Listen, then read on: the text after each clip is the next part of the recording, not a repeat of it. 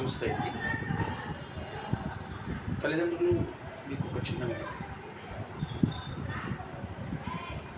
పిల్లల్ని పెంచడం ఎలా అనే టాపిక్ మీద మీకు ఒక చిన్న వీడియో చెప్తున్నాను. ఒక సుమారు 7-8 నిమిషాలు.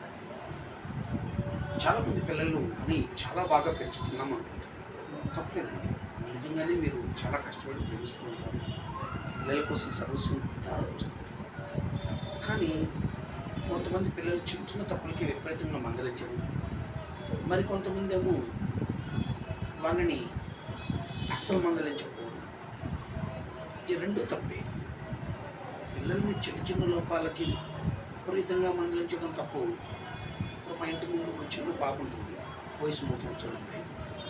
ఆ పాపని వాళ్ళమ్మ పాపం 2సారి ప్రెగ్నెన్సీ, ఇంకో రోజుల్లో డెలివరీ టైం. ఈ పాపని తను ఇసుగు అసహనంతో చెప్పిన మాట మీద టటాపా కొట్టేస్తాడు. ఇక్కడ ఆ పసికి ఎందుకు కొడుతున్నారో తెలియదు. ఆవిడకి ఈ పిల్లలకి ఓర్పుగా చెప్పడం ఆ మేడం గారికి తెలియదు. ఇక్కడ ఒక సున్నితమైన అంశం ఏంటంటే, వాళ్ళు 3rd క్లాస్ కావచ్చు, 4th క్లాస్ కావచ్చు, 5th క్లాస్ కావచ్చు, 6th క్లాస్ కావచ్చు. నాకు తెలిసి ఈ 11 సంవత్సరాలలోపు ఏ పిల్లల్ని కూడా ఒక చిన్న దెబ్బ కూడా కుట్టవలసిన అవసరం లేదు. వాళ్ళు ఏదైనా అల్లరి చేసినప్పుడు కానీ, లేక ఏదన్నా మనం చేయకూడని పని చేసినప్పుడు కానీ, కాస్త మనం వాళ్ళని పలకరించకుండా వాళ్ళే గిల్టీగా ఫీల్ అవుతుంటారు. కాసేపు వాళ్ళని అట్లా పలకరించకుండా ఉండి, తప్పమ్మా ఇలా చేయకూడదు అంటారు. అంటే అరిసేస్తే వినరు, కేకలేస్తే వినరు. ఎందుకనంటే దాన్ని అర్థం చేసుకునే శక్తి వారికి లేదు. ఇక్కడ చాలామంది తల్లిదండ్రులు చదువుల విషయంలో తప్పు చేస్తున్నారు. అంటే ఇక్కడ స్కూల్లో టీచర్ సక్రమంగా అర్థమయ్యేలా చెప్పకపోవడం వల్ల పిల్లలకి అర్థం కాక ఇంటికాడ చదవలేకపోతున్నారు. ఈ నిజం తెలియని తల్లిదండ్రులు పిల్లల్ని ఒక రకంగా చెప్పాలంటే వీడు చదవట్లేదు. అది తప్పు. వాడికి అర్థమైతే కదా చదివేది. ఇటీవల నేను 2 5th క్లాస్ పిల్లలకు ట్యూషన్ చెప్తున్నాను, తెలుగు హిందీ నేర్పుతున్నాను. అంటే ఇక్కడ వాళ్ళకి ప్రొనౌన్సియేషనే రాకుండా గత 5 సంవత్సరాలుగా తెలుగు నేర్పుతున్నారు, 3 సంవత్సరాలుగా తెలుగు నేర్పుతున్నారు, 5 ఏళ్ళుగా హిందీ నేర్పుతున్నారు. ఎందుకు అర్థం కావడం లేదు? వాళ్ళకి ప్రొనౌన్సియేషన్ని, ఒత్తులు, పొల్లు, గుడింతాలని నొక్కి చదవడం అలవాటు చేయలేదు. అలా అలవాటు చేయని విద్యార్థి ఎలా చదువుతాడు? సరిగ్గా అక్షరాలే గుర్తుపట్టడం లేనివాడు, నాకి పాకి సాకి చాలా తెలియనివాడు. అంటే కొన్ని అక్షరాలు రావండి అని దయచేసి ఇలాంటి పదాలు వాడడం మాని. ఈ లోపాలకు కారణం స్కూళ్ళల్లో ఉన్న టీచర్లు విద్యార్థులను సక్రమంగా పట్టించుకోకపోవడం అనేది నిజం. అంటే ఒక వర్తించి చేయించుకొచ్చేస్తే ఆ రోజు క్లాస్ అయిపోయినట్టు కాదు. ఈ పని వీళ్ళు LKG నుంచి చేస్తూనే ఉన్నారు, పైదాంతో చూసి ఎక్కిస్తున్నారు. ఇంతకీ విద్యార్థికి అవగాహన పెరిగే వయసు 5 సంవత్సరాలు నిండిన తర్వాతే. ఇంకా చెప్పాలంటే 7 సంవత్సరాలు నిండిన తర్వాత ఇంకా బాగా గుర్తుంటాయి. 9-10 ఏళ్ల వయసులో ఇంకా అద్భుతమైన జ్ఞాపక శక్తి, మైండ్లో మెమరీ పవర్ అన్నీ కూడా థింకింగ్ ప్రాసెస్ డెవలప్ అవుతూ ఉంటాయి.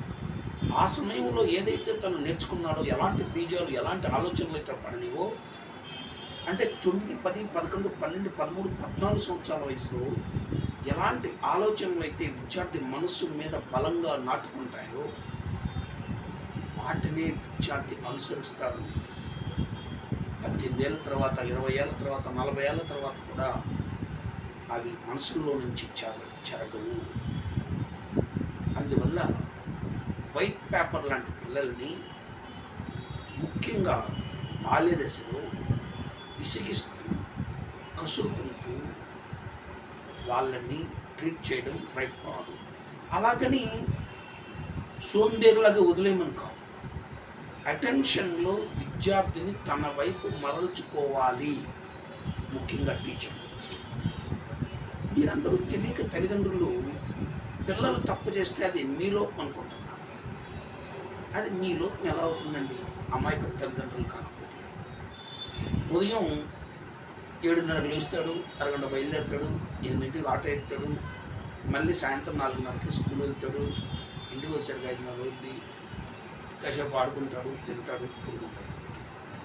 ఇప్పుడు మీతో ఎక్కువ టైం ఉన్నాడా, స్కూల్ టీచర్తో ఎక్కువ టైం ఉన్నాడా ఆలోచించండి.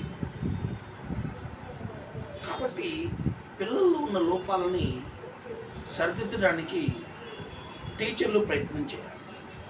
టీచర్లే మంచి చెడు ప్రవర్తన మార్పులు వీటన్నిటినీ తెలియచేయాలి. పాఠాలు చదివించినట్టు కాదు, వ్యక్తిగతంగా ప్రతి ఒక్కరి మీద కాన్సన్ట్రేట్ చేస్తూ ఎలా ఉండాలో ఎలా ఉండకూడదో, నోట్లో ఏళ్ళు పెట్టుకుంటున్నాను, ముక్కులు ఏళ్ళు పెట్టుకుంటున్నాను, అలా తీసేయమని నిదానంగా చెప్పుకుంటూ ఒక 10-15 రోజులు చెప్పుకుంటూ నిదానంగా అలవాటు అయిపోతుంది. ఇది తప్పు, ఇది చేయకూడదు. అలాగే ఇది పైకను అంటే ఉచ్చారణ దోషం లేకుండా భాష నేర్పాలంటే ప్రొనౌన్సియేషన్లో ఎర్రర్స్ రాకూడదు. ఎప్పుడైతే మనకి ఉచ్చారణలో దోషాలు ఏర్పడినాయో ఆ విద్యార్థికి చదువు రాదు. ఇంగ్లీష్ మాట్లాడుతున్నారు కదా అని ఇంగ్లీష్ భాష మీద పడుతుంది అనుకోకండి. ఇవన్నీ నేను గమనిస్తున్న అంశం. ఏదైనా ఒక టాపిక్ని మనం చెప్తున్నప్పుడు పిల్లలకి తయారు చేసుకునేటప్పుడు మదర్ టంగ్తో కమ్యూనికేట్ చేయాలి. ఇంగ్లీష్ భాషని మీద నైపుణ్యాన్ని పెంచాలి, నిదానంగా పెంచుకోవాలి. టైం చాలా ఉంది. ఇంగ్లీష్ మాట్లాడడం వేరు, సబ్జెక్ట్ నాలెడ్జ్ని గెయిన్ చేయడం వేరు. వీళ్ళు కంటెంట్ ఉంటే కదా ఏదైనా ఒక సబ్జెక్ట్ని డిబేట్ చేయడానికి. అబౌట్ అవర్ డెమోక్రసీ అంటే ఓ 10th క్లాస్ పిల్లడు ఓ పావుగంట చెప్పగలిగిన వాళ్ళు ఎంతమంది ఉంటారు చెప్పండి?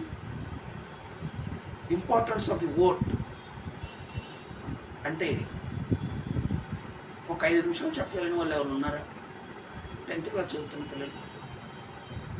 దీనికి రీజన్ ఏంటి అంటే సబ్జెక్ట్ని కంటెంట్ వైజ్గా డిస్క్రిప్టివ్గా డెవలప్ చేయడం నేర్పాలి.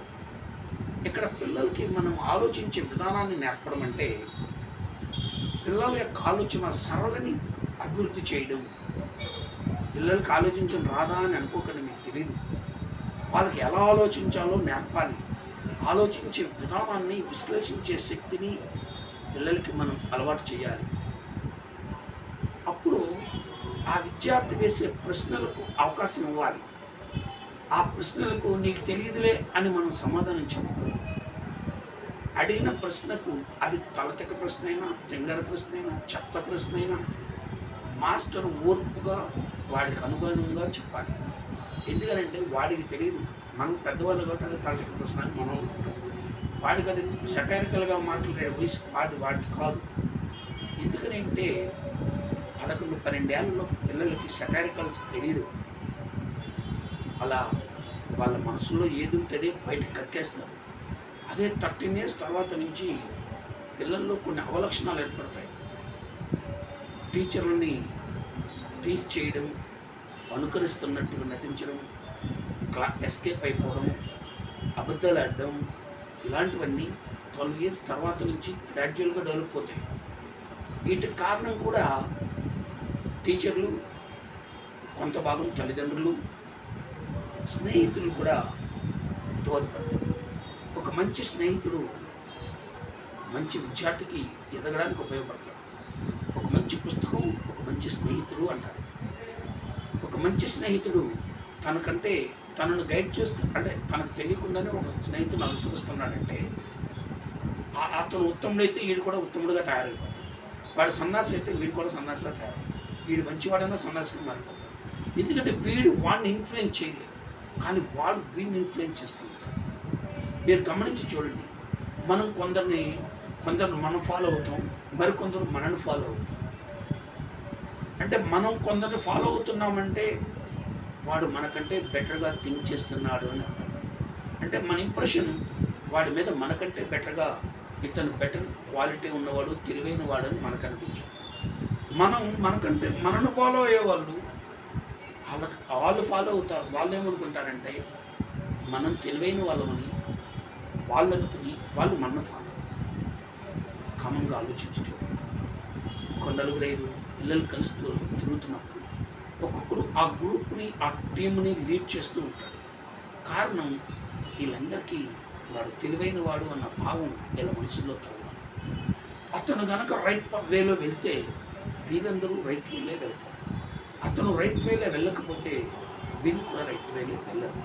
అందువల్ల దుష్టులతో సాంగత్యాన్ని నిరోధించాలి. పిల్లలకి చెడు అలవాట్లు, చెడు గుణాలు, చెడ్డ సంస్కృతిలో ఉన్నటువంటి ఫ్యామిలీస్ నుంచి వచ్చే పిల్లలకు దూరంగా పెట్టడం మంచిది. అదే చిన్నపిల్లలు కాకుండా పెద్దవాళ్ళు అయిన తర్వాత ఫ్యామిలీస్లో తల్లిదండ్రులు పనికిమాలినైనా పిల్లలు ఉన్నత స్థాయి శిఖరాలకు ఎదుగుతారు. సో వాళ్ళలోని లోపాలను సరిచేయాలి, కానీ పెద్దవాళ్ళు చేయాలి, పిల్లలు చేయలేరు. ఒక పిల్లడు మరొక పిల్లడిని చేయలేడు, అనుసరించడం తప్ప. పిల్లల యొక్క నడవడికలతో జాగ్రత్తగా ఉండండి. ఇటీవల కాలంలో పెడుతున్న స్నేహాలు, విలువలను కోల్పోతున్న సమాజం, దుర్వ్యసనాలు పాలవుతున్న యువతరం, మరి వీళ్ళందరూ 10th క్లాస్లోపు ఎవరు సిగరెట్ తాగరు, మందు తాగరు, కానీ మరి ఇంటర్మీడియట్కి వెళ్ళినాక ఎందుకు తాగుతున్నారు అంటే మీరు కొడతారేమోనన్న భయంతో తాగకుండా ఉండడం కాదు. తమను తామే ప్రామిస్ చేసుకోవాలి, సెల్ఫ్ కమిట్ చేసుకోవాలి. నేను ఇలా ఉండకూడదు, నేను ఇలా ఉండాలి, నేను ఈ పనులు చేయకూడదు, నేను ఈ పనులు చేయాలి అని ఒక విద్యార్థి తనను తాను సెల్ఫ్ కమిట్మెంట్ చేసుకోవాలి. అప్పుడు అతన్ని మార్చగలిగే స్థాయి నుండి ఎప్పటికీ ఉండదు. అది అంతేకాని అమ్మో మా నాన్న చూస్తాడేమో, మా నాన్న కొడతాడేమో, ఎవరైనా అనుకుంటారేమో అని జడుచుకుంటూ ఉండే వ్యక్తులు పెద్దయిన యొక్క ఫ్రీడమ్ రాగానే దాన్ని అవకాశంగా మార్చుకుని పతనం అవ్వడానికి ఎక్కువ అవకాశాలు ఉంటాయి. అర్థమవుతుందండి. ఇవన్నీ ఈరోజు మీరు మీ పిల్లలతో చర్చించేటప్పుడు కానీ, ఆలోచించేటప్పుడు కానీ మరీ మితిమీరిన ఫ్రెండ్లీ నేచర్ అని వాడిని సోంబేరం చేయకండి. తల్లిదండ్రులకి విద్యార్థికి మధ్య ఉన్న ఆ భావ తేడాన్ని కూడా కనిపెట్టండి. ఎక్కడ ఫ్రీగా ఉండాలో, ఎక్కడ కఠినంగా ఉండాలో ఒక తల్లిగా మీరే హద్దులు పెట్టుకోవాలి. కొన్ని సందర్భాల్లో కఠినంగా ఉండాలి, కొన్ని సందర్భాల్లో చాలా చక్కగా ఫ్రెండ్లీ నేచర్తో ఉండాలి. ముఖ్యంగా వాళ్ళు తప్పు చేసినప్పుడు, తప్పుల్లో రకాలు ఉంటాయి. ఏదైనా వస్తువులు బద్దలు కొట్టడం, చేయడం చేస్తే చేయజారిపోతే వాడి మీద కసుపుకోకూడదు. అయ్యో ఇలా జరిగిందరా, చూడు ఎంత ఎలాంటి తేలింది, గాజు జాతి గుచ్చుకుంటే పక్కకు రా, ఎరా మనిషివా, చిచి బంగారాన్ని గ్లాస్ పోగొట్టు. అలా వాళ్ళకి మనీ గురించి తెలియదు కాబట్టి వాళ్ళకు ముందు సేఫ్టీ కండిషన్స్ గురించి చెప్పి, తర్వాత వస్తువు యొక్క భద్రత గురించి, దాన్ని తీసుకోవాల్సిన జాగ్రత్తల గురించి చెప్పుకుంటూ అలవాటు చేయాలి.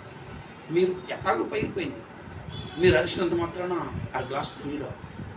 అట్లా కొన్ని అలాగే చాకులతో పట్టుకుంటున్నప్పుడు అసరకుండా తిరుగుతుందిరా అని స్లోగా కొంచెం కొద్దిగా చాకులు నొక్కి అంటే ఆగుతుంది.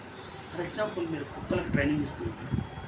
మరి కుక్క పిల్లలు, గుర్రాలు, ఎద్దులు ఇవన్నీ కూడా ట్రైనింగ్ ఎంతో అద్భుతంగా జీవిస్తున్నప్పుడు పిల్లల్ని మనం ఎందుకు సక్రమంగా మోటివేట్ చేసుకోలేకపోతున్నామో ఆలోచించండి.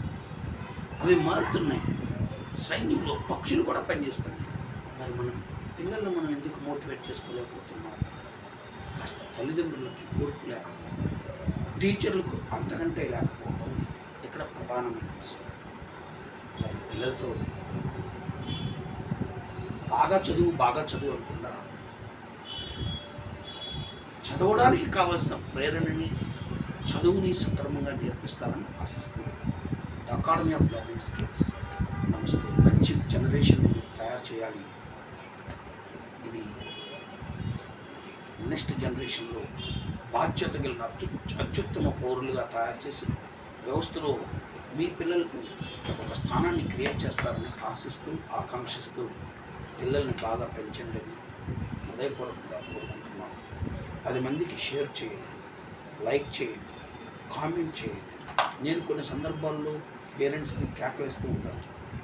అంటే నాకేం వాళ్ళ మీద ద్వేషం కాదు, వాళ్ళు నాకు 15,000 25,000 ఇచ్చి చదువు చెప్పించుకుంటున్నారు. అయినా ఎందుకు మందలిస్తున్నాను అంటే వాళ్ళు తప్పు చేస్తున్నారు కాబట్టి మందలిస్తున్నాను. నమస్తే. Share, like, subscribe, please comment.